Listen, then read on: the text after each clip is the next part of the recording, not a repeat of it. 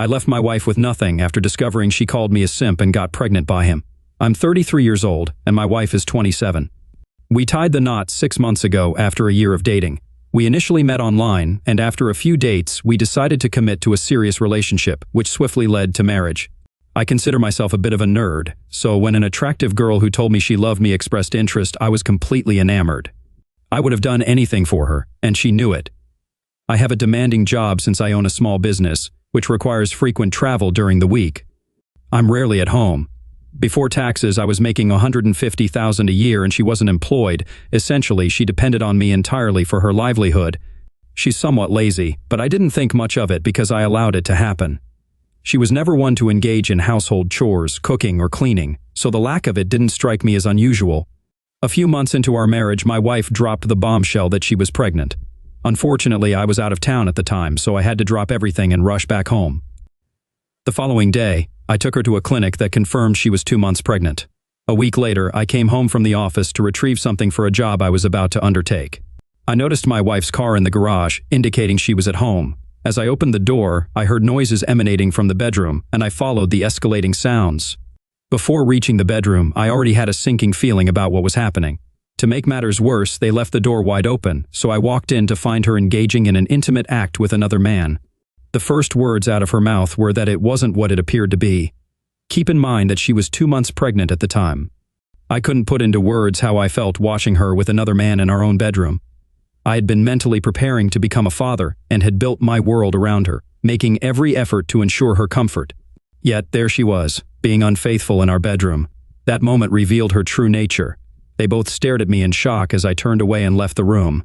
She tried to convince me that I hadn't seen what I clearly witnessed, as if I were a gullible fool. I regained my composure and quickly retrieved what I needed before leaving. Before departing, I made it clear that she should be gone by the time I returned. On the drive back to work, I was a wreck. My thoughts were scattered, and I was fortunate not to have had an accident. I couldn't help but think about all the times she professed her love for me, now realizing it was all a facade. I had no inkling of her deceit, partly because my job kept me away during the week. She had played her part so convincingly that I never suspected a thing. She intended to have me support her throughout her pregnancy and then raise another man's child. My wife bombarded me with calls and left voicemails, but I chose not to answer. Upon reaching the office, I called a friend who waited for about 2 hours before going to my place. My friend informed me that she had left, taking essential belongings with her. Following that, I went to Home Depot and changed all the locks on the house. I later discovered that she was staying with her family, so I contacted my lawyer and served her with divorce papers. My lawyer emphasized the importance of keeping silent. He advised me not to take calls from her family or friends, and if I did speak to mutual friends, to be polite but refrain from discussing the divorce. He insisted that he should handle any related conversations on my behalf. He was right, and while I didn't have any desire to instigate anything, it was wise advice to prevent potential complications or provocations. We coordinated through text messages for her to retrieve her remaining belongings during the following weekend. My friend acted as my representative while she collected the rest of her things. In response, she retaliated by hiring a divorce lawyer and requesting $2,000 per month in alimony for 5 years. She argued that the pregnancy was mine and that she needed financial support. She also wanted to remain on my health insurance, which I found unreasonable. Despite her alimony demands, I chose not to react with anger. It's a good thing it went through my attorney first, as he informed me that although she may have expected certain things, it wasn't going to happen. While I didn't mind sharing assets acquired during our marriage, my primary goal was to have her out of my life. However, I wasn't willing to reward her with monthly payments for 5 years for her misbehavior, continue covering her health insurance, and raise a child that clearly wasn't mine. No way. She could seek support from the guys she had been involved with. When I discussed with my attorney how to navigate around the alimony and other obligations I wasn't eager to fulfill, we considered her lack of employment. I was earning $150,000 a year before taxes, and she depended entirely on me for her financial well-being. Our ultimate goal was to have the alimony completely eliminated, which we managed to achieve. However, his concern was that if we couldn't get it eliminated, we should aim to significantly reduce it due to her actions. Even though it wasn't explicitly written, we could support our case with statistical evidence. He pointed out that in many cases, the courts tend to favor women. And there was a risk that her attorney might try to portray me as an enabler and shift blame onto me for her infidelity. It didn't take into account that I had been working this job for over 3 years, and we had been together for almost a year before the cheating occurred. The only minor difference might have been that I worked an hour or so less during that period, but it still amounted to a significant workload, typically 60 to 80 hours a week. It's even more now, 6+ years later. If I hadn't caught her, she might have become even more dependent on me today. That's why my attorney advised a strong approach, which in hindsight might have been overkill. However, I trusted his expertise, given his experience in such matters. He wasn't infallible himself, so he understood the situation well. My attorney was searching for evidence of my wife's infidelity to strengthen my case in the divorce proceedings. He suggested that I hire a private investigator to gather more evidence that could be used in court. My attorney arranged for the investigator to work on my behalf, although I paid the investigator directly. To say that he did an excellent job would be an understatement. He performed exceptionally well. I hope I never have to face him on the opposing side in such a situation. I should note that he also checked up on me, not as extensively as he did on her, but just to ensure for the attorney's sake that I wasn't contributing to the issues. Otherwise, I might have been financially supporting her for a few years, typically around 5, but it could even continue until she remarried, although these days that's quite rare. I suppose having a job like mine doesn't help. Not long after hiring the private investigator, he captured evidence of her spending time with the same guy I had caught her with in bed.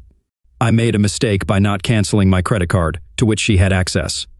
Consequently, she went out with her lover that evening and racked up a bill of about $5,000.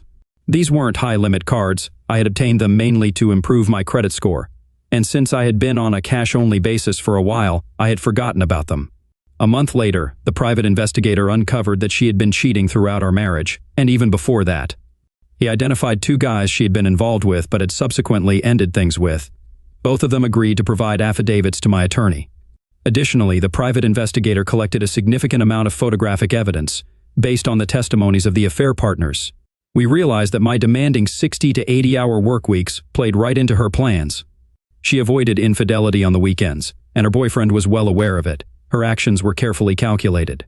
When the private investigator spoke with the 2 individuals who had gotten fed up enough to provide statements, they were quite candid about it. They emphasized that you didn't reach out to her unless she initiated contact and so on. The private investigator was the key to my salvation. He managed to track down people she had previously dated, and 2 of them were angry enough to sign affidavits stating that she had cheated on me and knowingly taken steps to keep me in the dark. I believe alimony can be justifiable in certain situations, such as when one spouse significantly out-earns the other, or when one spouse has been out of the workforce for an extended period due to the marriage. In such cases, re-entering the job market can be challenging due to extended gaps in employment, making financial support reasonable for the duration of the marriage. However, in my case, she was the one who cheated, and I wasn't about to reward her for her deceitful behavior that led to our separation. The private investigator took pictures of her spending time with various men, mostly as evidence of her behavior. While not strictly necessary, they were part of the process. By speaking with some of these men, he traced back to 2 individuals who felt scorned by her because she had ended their relationships. These 2 played a crucial role in influencing the judge's decision. They not only confirmed that they had been involved with her while we were married, one had even been with her before our wedding, but they also attested to her deception tactics, such as not calling during weekends when I was home, never coming to the house, and insisting that I not call her until she contacted me, among other things. Roughly a month after I asked her to leave, the private investigator discovered that she had gone to a club and was spending time with about 10 men in a back room. This would have been around 3 months into her pregnancy. I had 0 contact with her from the moment I caught her until our court date, although I did receive calls from my family. I should mention that her calls kept coming, and about a month after the divorce was finalized and she lost, my ex-father-in-law reached out. He accused me of ruining his daughter's life, and I allowed him to vent before offering to have my attorney send him a copy of the data collected by the private investigator. She, of course, painted me as the one who had been unfaithful, even claiming that I was the one she had caught in bed with one of her female friends. He reluctantly agreed. My lawyer reviewed the data with the names of the men withheld, and he called me back about 2 weeks later. He apologized for yelling at me, and all contact from her family finally ceased. In essence, it was the private investigator who uncovered everything through his research.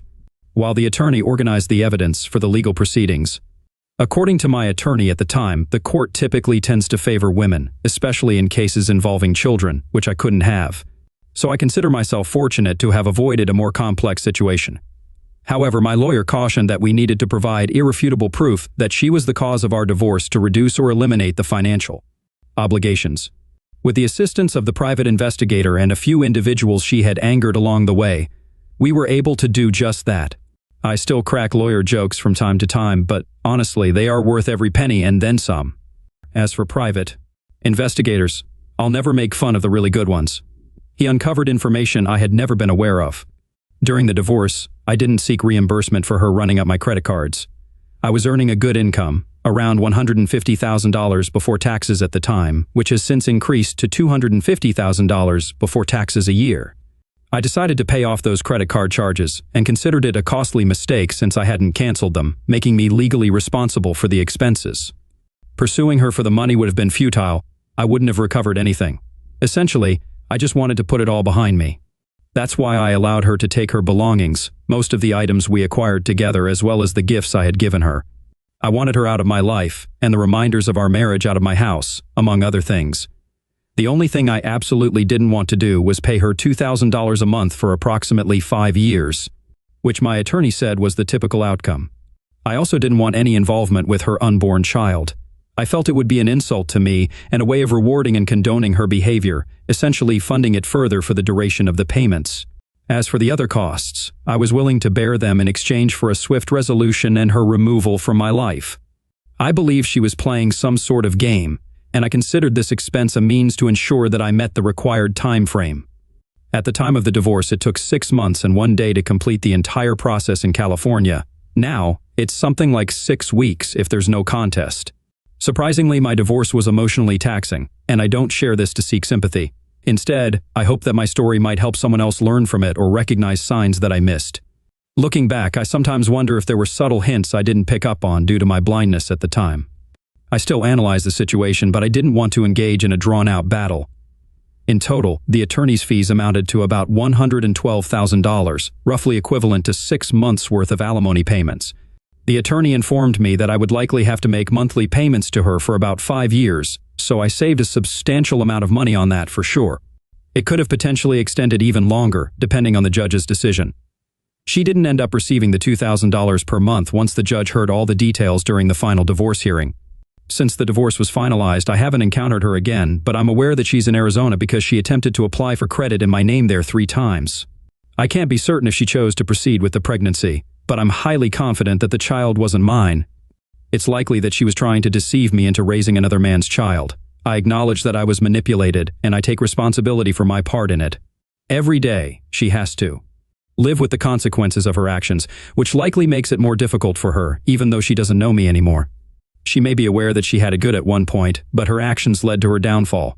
Meanwhile, I continued to make progress, steadily growing the business I partly owned and increasing my income as well. She might still be in touch with some of our mutual friends, but I don't inquire about it. Yes, she caused me emotional pain, and she attempted to gain money as a form of compensation. However, she didn't succeed, and I'm carrying on with my life. To me, living with the consequences of her actions is a more significant punishment than death. Death would be too easy an escape for someone like her. Many people believe I should have reacted differently when I caught them in my bed instead of walking away from my house. I understand where they're coming from, and believe me, I considered it. However, upon reflection, I realized that leaving was the best choice to avoid a physical altercation or worse. I could have easily escalated the situation. I readily admit that I was deceived. The more I look back on it, the more I suspect that she never truly loved me. I was merely a means to an end for her. I accepted my part in it, as I provided her with the perfect opportunity.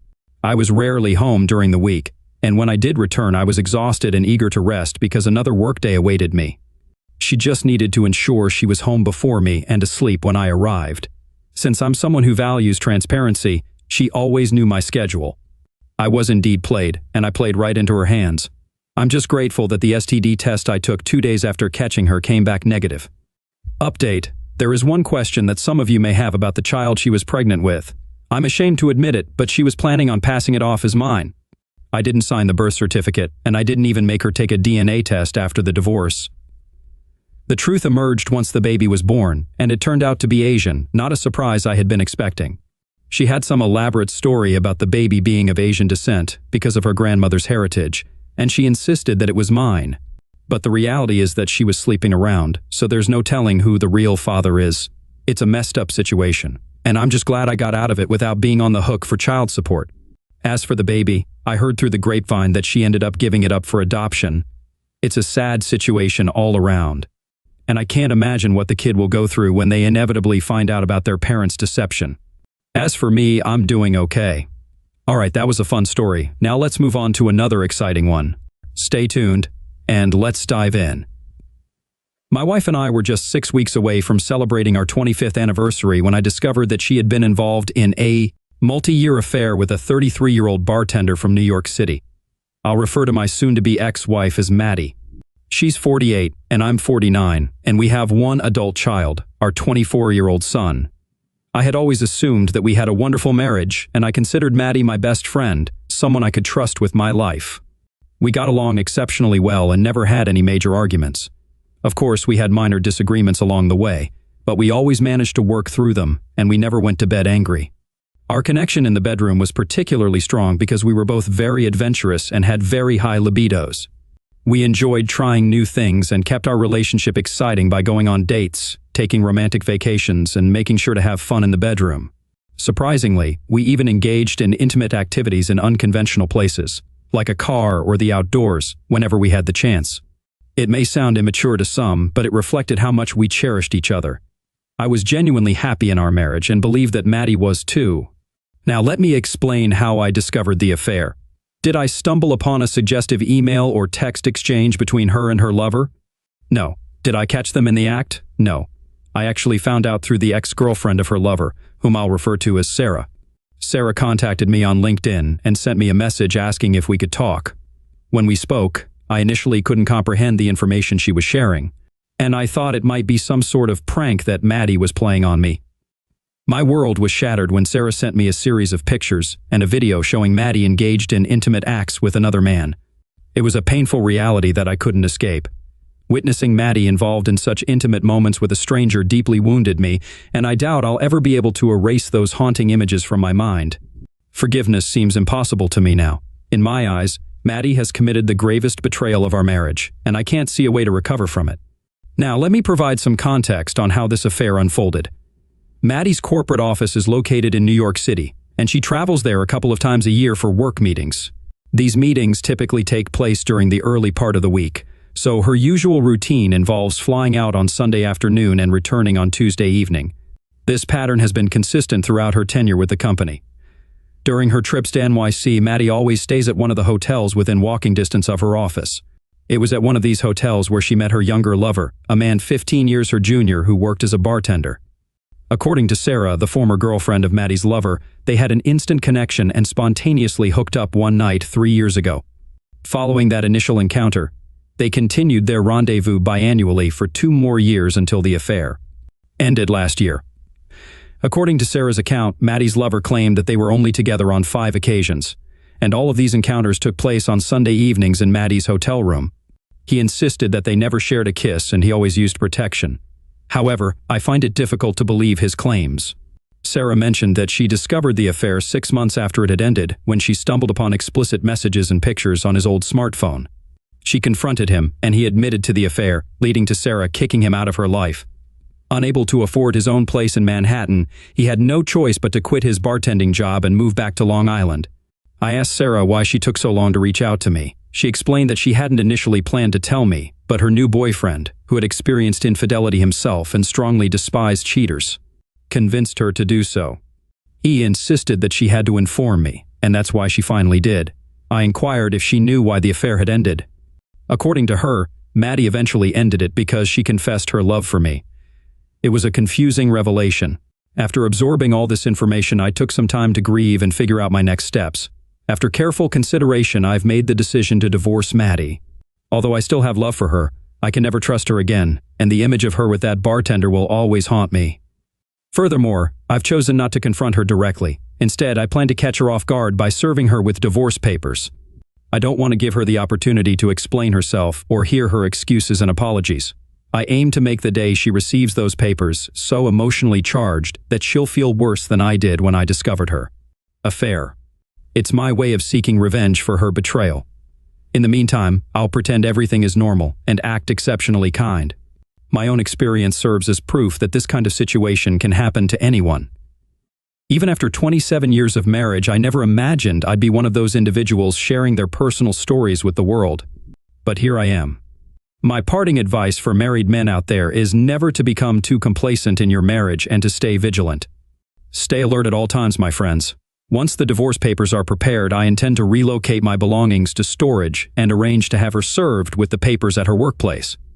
When she reaches out to me, I'll inform her that I've been aware of everything for weeks and provide evidence by sending her one of the explicit pictures that Sarah shared with me. Each time she attempts to contact me again, I'll send her another picture and another after that. Subsequently, I'll inform both our families about my decision to divorce her and the reasons behind it. At this moment, I am resolute in my choice and eagerly anticipate the day when I can disrupt her life, just as she has disrupted mine. First update, darn it, why is it that things never go as planned? The day arrived to serve Maddie, and everything seemed to be falling into place. I had all my belongings moved out in the morning, and in the afternoon, a courier delivered the divorce papers to her office. Serving Maddie as expected, she reacted strongly and immediately called me, to which I answered. I informed her that I knew all the details about her affair with the bartender, her boy toy, and that I had initiated divorce proceedings. She pleaded with me to allow her to explain, but I told her I had already moved out and advised her to consult an attorney. Then I ended the call.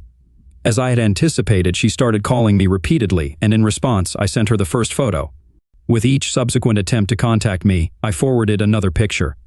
At that moment, everything was unfolding just as I had planned.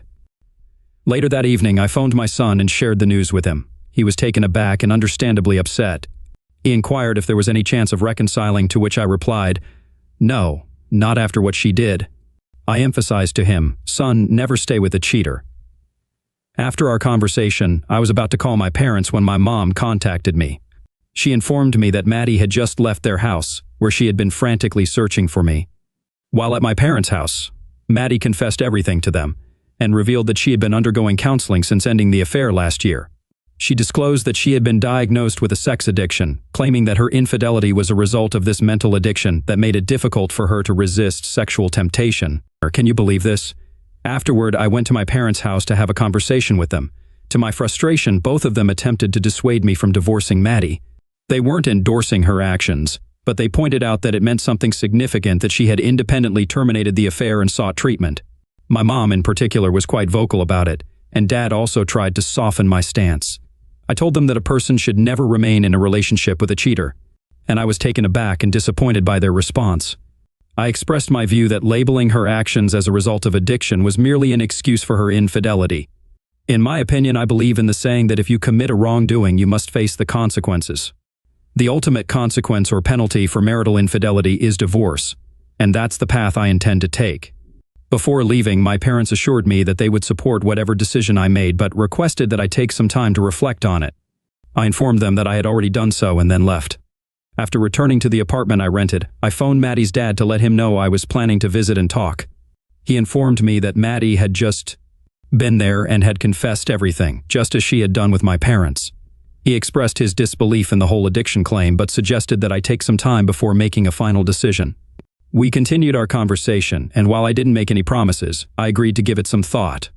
I have a close relationship with Maddie's parents, so going through with a divorce would also mean losing them, which would be emotionally challenging. That night, Maddie attempted to call me multiple times, but I chose not to answer. On Saturday morning, my son called and informed me that his mother had contacted him the previous night and confessed to everything. I have to give her credit for that. She has taken full responsibility for her actions and has come clean to our entire family. My son expressed his strong disapproval of his mother's actions and offered his full support to me. He mentioned that he knows I'll face pressure from his grandparents and assured me that he will stand by whatever decision I make. He also mentioned that if his current girlfriend ever did something similar to him, he would break up with her immediately. So that's the current state of affairs I find myself in, a temporary holding pattern, unsure of how to proceed. Although I'm eager to expedite the process of divorcing my wife, I'm also concerned about our families perceiving me negatively if I rush things. Second update.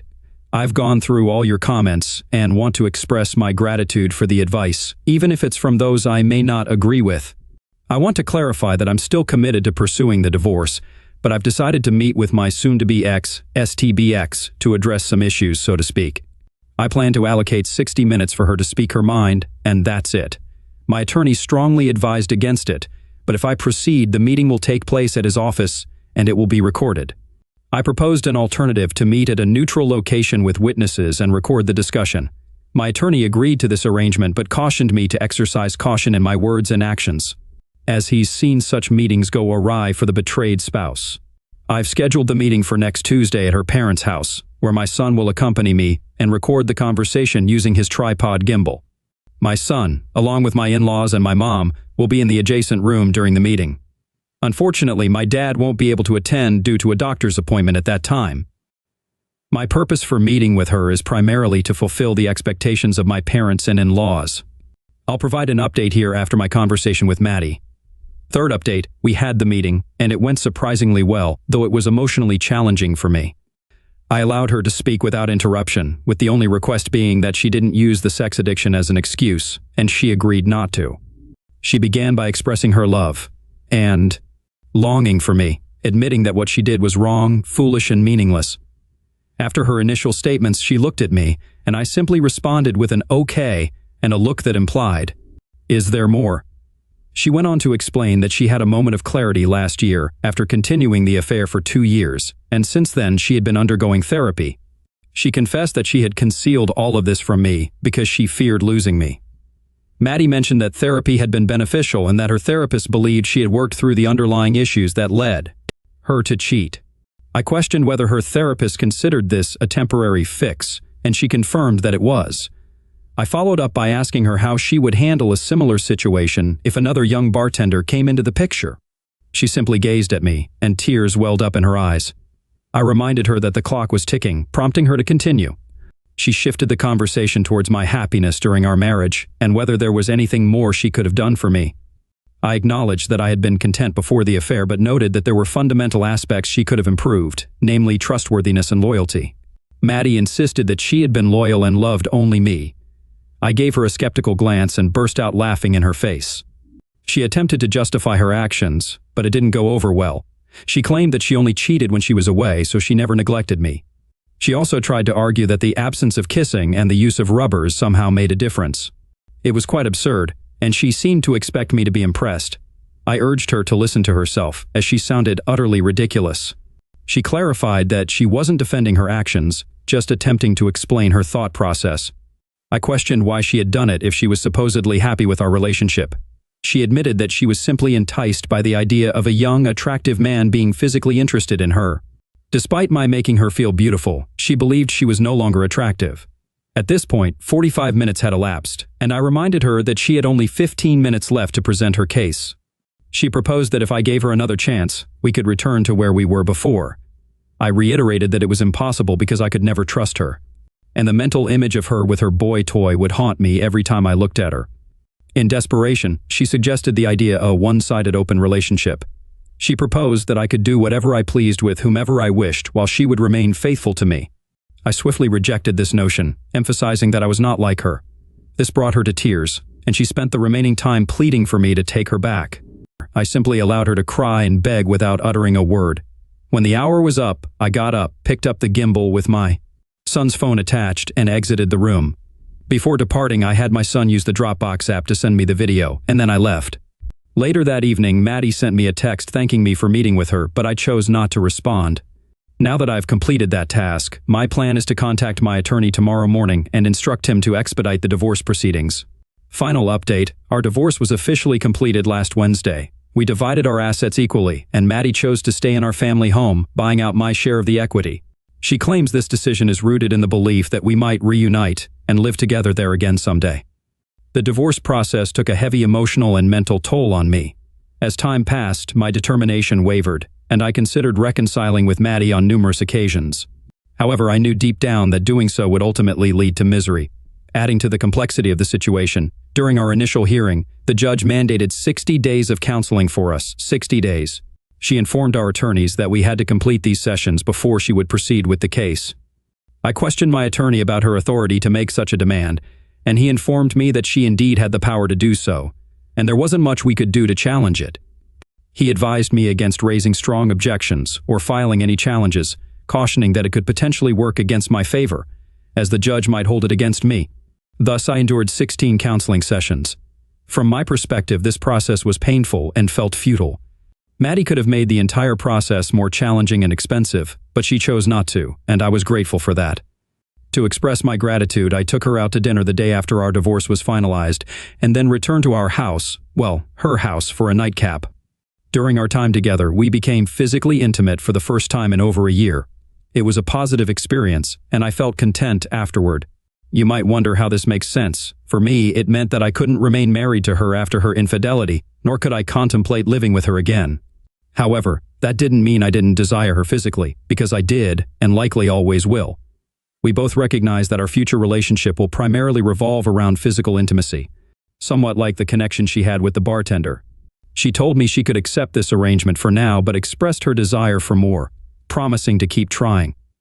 While I haven't started dating other women yet, it's in my plans, and Maddie is aware of this. I explained to Maddie that if one of these relationships becomes serious, I will end our physical relationship. She understood but didn't want to dwell on it and expressed her commitment to remaining monogamous with me, even if I find someone else. Although I miss the way things used to be, I appreciate the new arrangement we have. For the first time in a while, I feel positive about myself and the future.